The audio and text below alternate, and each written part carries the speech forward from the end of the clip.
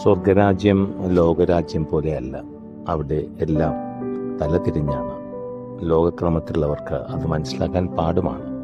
ശിഷ്യന്മാർ ചോദിക്കുമ്പോൾ ഈശോ പറയുകയാണ്, നിങ്ങളിൽ ഏറ്റവും ചെറിയവനാണ്, ഒരു കുഞ്ഞിനെ പോലെ, ശിശുവിനെ പോലെ, താനൊന്നുമല്ല എന്ന് പറഞ്ഞ് നിൽക്കുന്ന, സമ്പൂർണ്ണ ശരണത്തോടെ നിൽക്കുന്ന ഒരു ശിശുവിനെ പോലെ മനസ്സുമായി നീ കർത്താവിൻ്റെ മുമ്പിലായിരിക്കുമ്പോഴാണ് നീ ശരിക്കും സ്വർഗരാജ്യത്തിലാകുന്നതെന്ന് ഈശോ പറയുകയാണ്.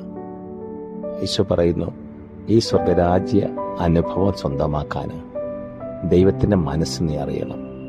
നീ നഷ്ടപ്പെട്ടു പോവാൻ ഇഷ്ടമില്ലാതെ സ്വയം ചെറുതായി ഒരു കുഞ്ഞോസ്തി വരെ ചെറുതായിരിക്കുന്ന ഒരു ദൈവം നിനക്കുണ്ട്.